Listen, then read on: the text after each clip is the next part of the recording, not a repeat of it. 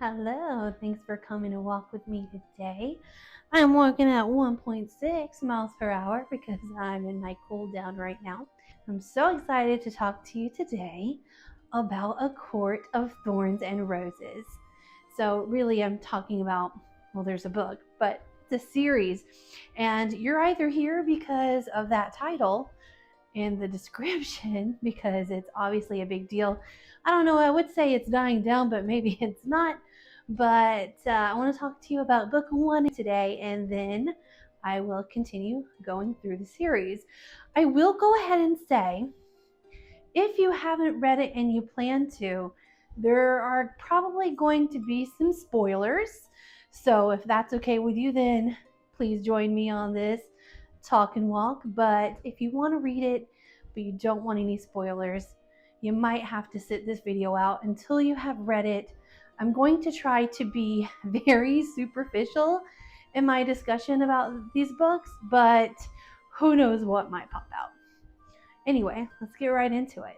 So, the first book is called Court of Thorns and Roses, and this series is often referred to as acotar for short, because that's the first, it's the acronym of the first book. But if you say that to people who've actually read it, they'll know you're talking about this series. Well, a friend of mine that I used to work with and who is in my personal book club was so obsessed with this book series and begged me to read it for months. And at that point, she had also mentioned that Hulu had bought the rights to make it into like a series on Hulu. I don't know if that's still happening. I'm pretty sure I looked and either they changed their mind, it's halted. I don't really know what's going on with that, but all I know is it's not on Hulu. But I would love to see it. Although if you're someone who's in love with these books, I'm not sure anything would actually do it justice, but it's always kind of nice to see things on film. I always prefer to see it anyway. And I'm just gonna go ahead and say it. I am probably going to say some names incorrectly, possibly some locations, I don't know. So please don't come for me. I have heard them be said so many different ways in various like TikToks or other videos. I also feel like I probably started saying them a certain way when I read it, and you kind of get those things stuck in your head. So please forgive me if you're a huge fan and I butcher any of the locations or names. But anyway, this series was written by Sarah J. Maas. She's also written some other series that, if you've read these books, you've probably heard of, like Throne of Glass, and I think it's like Crescent City, and who knows, there's probably more. I have not read all of those books as of yet, but I plan to. The genre of this book series is fantasy, romance, and it also listed it as new adult. Don't really know what that means, but if you've ever seen some videos about it on TikTok, a lot of people talk about how they hadn't read in many years. Like maybe in middle school or high school, they were big readers. Maybe as a young adult, they were readers. Maybe they read stuff like Harry Potter or Twilight. And then there haven't really been fantasy books that were like just this impactful in many years, at least not that I've heard of. And then here comes A Court of Thorns and Roses, which actually started, I believe, in 2015. So it's almost been 10 years.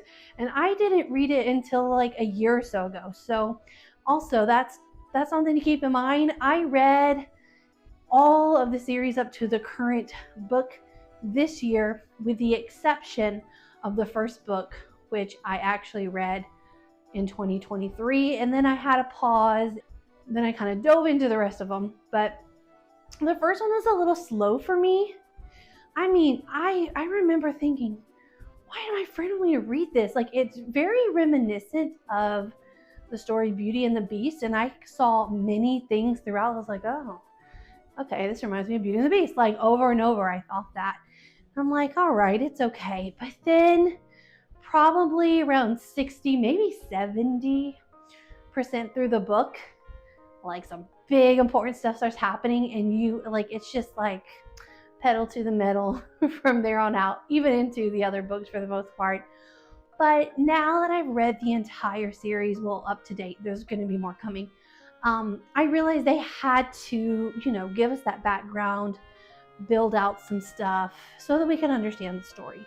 All right, so let's go through some characters that are important. There's Feyre, who is the main character, and that's the perspective you're getting through all of the first book, Feyre Archeron, and she has two sisters, Nesta and Elaine. They're both older than her.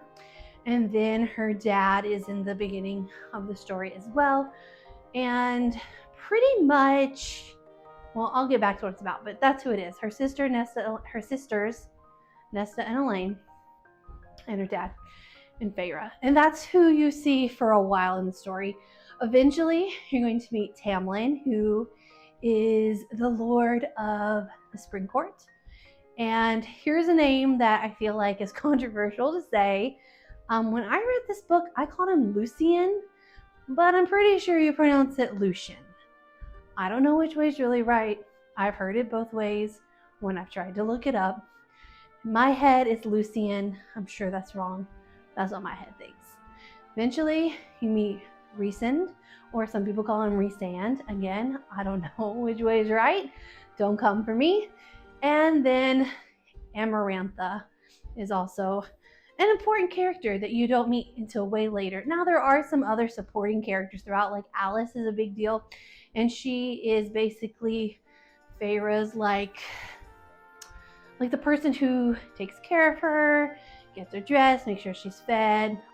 Okay, now let's talk about the setting. So this is a fantasy book, so you will notice, depending on the location, different things could be happening. Again, don't come for me for this name.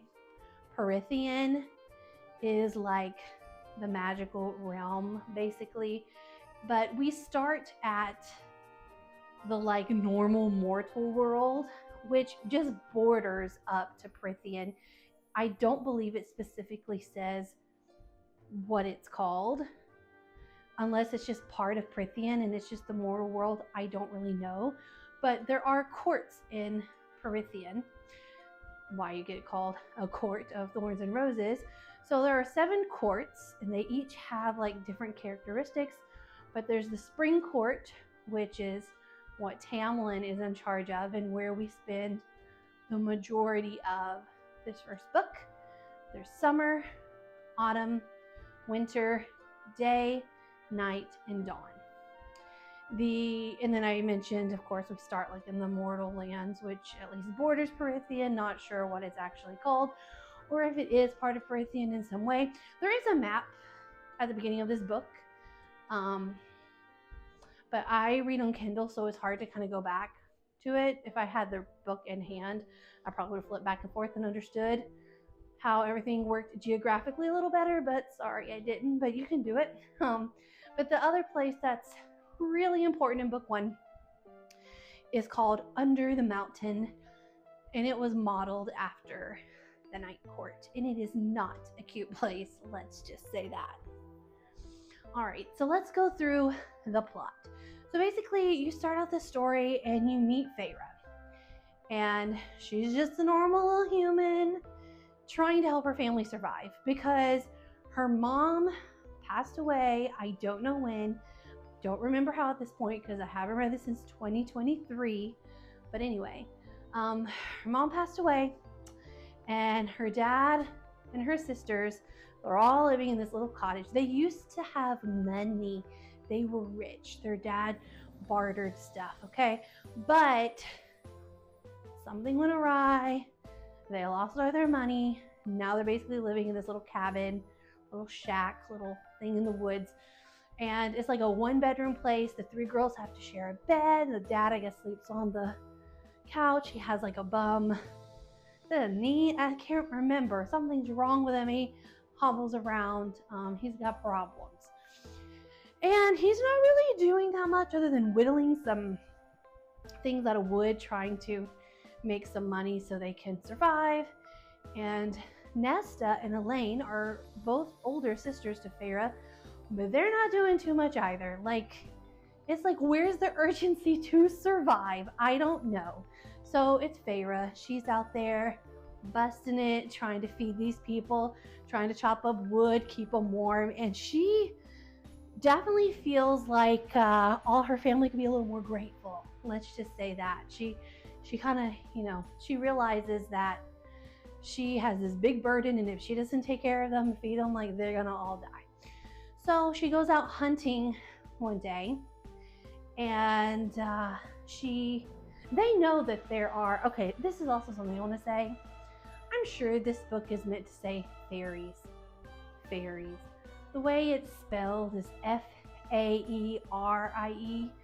And in my mind, I used to teach kindergarten, first or second grade. In my mind, I'm like, AE says A. I call them fairies. I'm sure that's incorrect. If I say that and it bothers you, so sorry. They're fairies to me, and that's what it is. Feyre, fairies. That's what I'm saying. Anyway, they know they exist. Okay, they've heard about them. They've been warned. Stay away from these people. Stay away from the magical stuff. It's gonna kill you, etc. So she's out hunting one day in the woods, and she sees a wolf out there. And she's like, all right, that wolf can feed me and my family. And so I think it's like a bow and arrow kind of thing. Very Katniss Everdeen from Hunger Games, if you will. And so she shoots the wolf, and eventually she realizes, like, that was a fairy in disguise. It's a little too late now, right? So she realizes she screwed up, and there's like a barging in the middle of the night. And it's this huge, hateful wolf creature, basically like ready to come in and, life for a life. And what ends up happening is Feyre has to go live with him in Prythian, like to pay her debt, basically. Like, she's like going as a prisoner. At least that's kind of how it starts up in her mind. So they have this long trek over this invisible border that she like feels magic through and stuff. And they go back to Springcourt because the big old wolf that came to get her, the big old wolf that showed up, and I can't remember, maybe there were two. If there were two, it would have been Tamlin and Lucien, but I can't remember now if it was one or two. Anyway, they came for her, and they took her back to the Springcourt. Right, she's on the way to Springcourt. She's freaking out a little bit. She's like, what has my life become? I'm gonna die here. And then she gets there, and it's freaking beautiful. Like, this girl has been starved. She's so thin. Her family's, falling apart. And they get to this beautiful, like, manor or mansion. I don't really know. In the Springcourt, and like, is nice, right? And so she doesn't want to just go in to live the life of luxury that's now in front of her, these beautiful spring gardens and the perfect temperature and all of that. But, she adjusts. But basically, over time, she has to eat dinner with Lucien and Tamlin every day. And Lucien, by the way, is not originally from Springcourt. He is from Autumn Court, had some disagreements with his family, came over with his buddy Tamlin to Springcourt. So now you know. So they're like over here in charge. Okay, so she's just going through life, trying to figure it out. She has several times considered, and maybe even tried, to like run away and go back home. She's worried about her family, like how are they surviving without her when they haven't done that for all these years, And basically she gets really warned, like, don't go out there. There's things that will kill you that you don't know about, blah, blah, blah. Things that can trick you. Anyway, at the end of it all, she stays there. And, she starts learning about things in Prythian. She starts learning about the different courts. She starts building relationships with the people she lives with. And eventually, her and Lucian kind of form a friendship. Like, it's hard at first, but they come around to each other. Kind of like a brother-sister, argumentative kind of thing, but you can tell they're starting to form a friendship. And naturally, Beauty and the Beast here, Tamlin and Feyre, start to have feelings for each other. There's all these little ceremonies going on, all these rituals, things that have to be done. And Feyre's not really supposed to be at those because they don't want, I say they, Tamlin, Lucian, Spring Court, they don't want the other courts to know there's a human there because they may want to take her to eat her. I don't know. They just may want to take her, so they're trying to keep this on the down low. Also, there's a lot of stuff going on in the background that you don't know about yet. Problems. But anyway, there's this event called Calumet. Calumet? I think that's how you say it again. Sorry.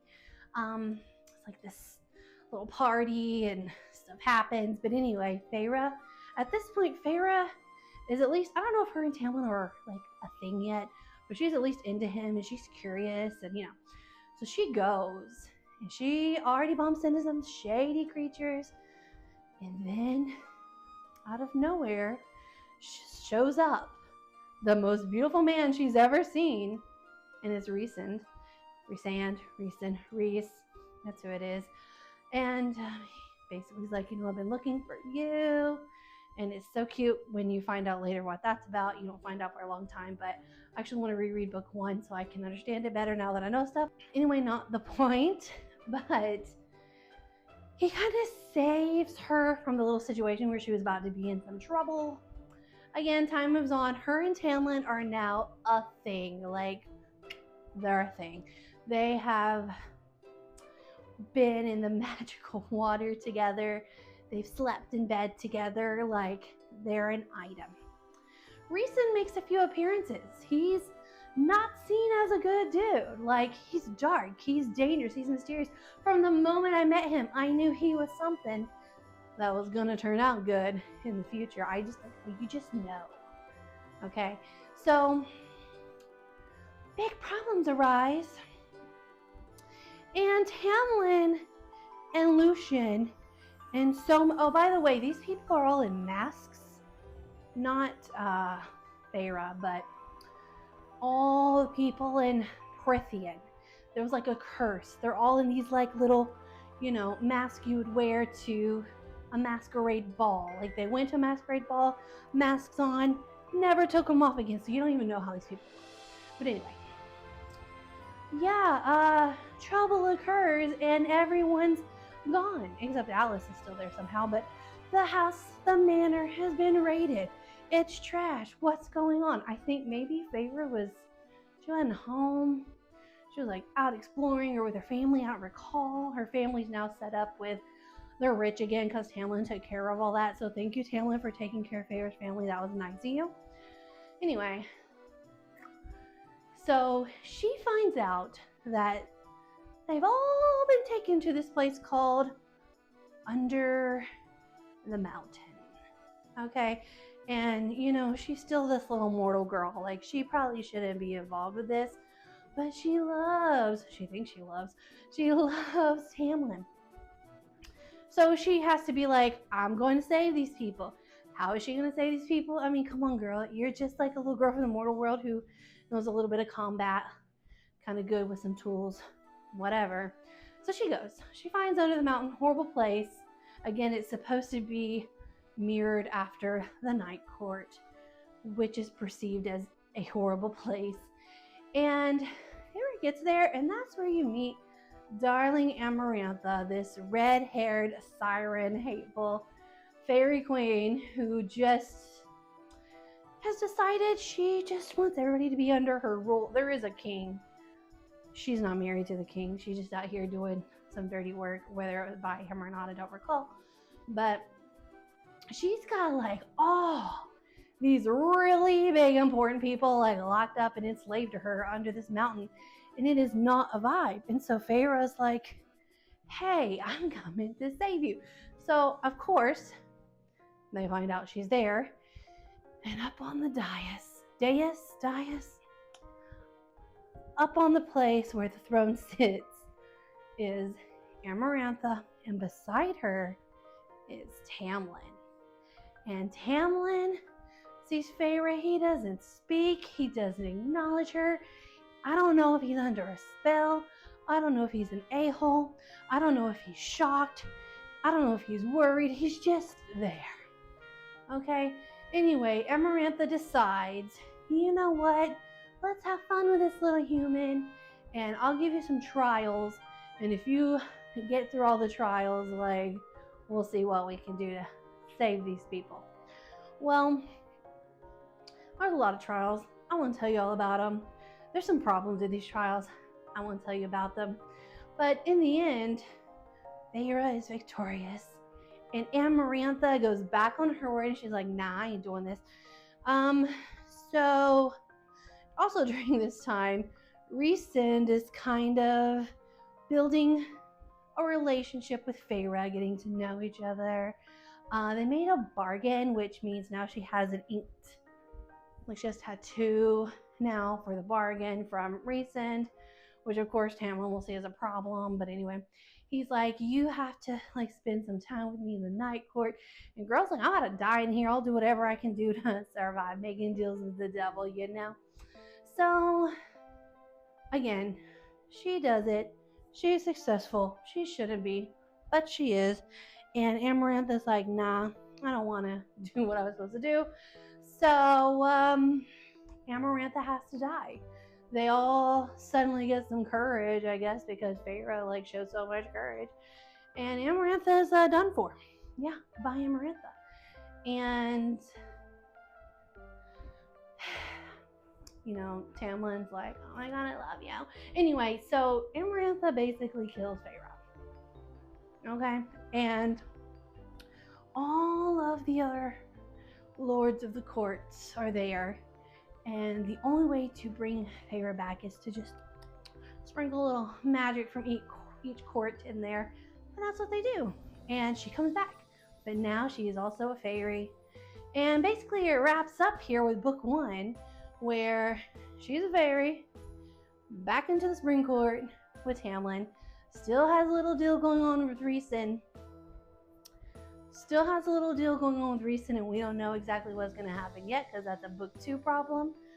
But all seems well. And I'm realizing this took so much longer than I thought it would to explain to you. Thanks for walking with me today.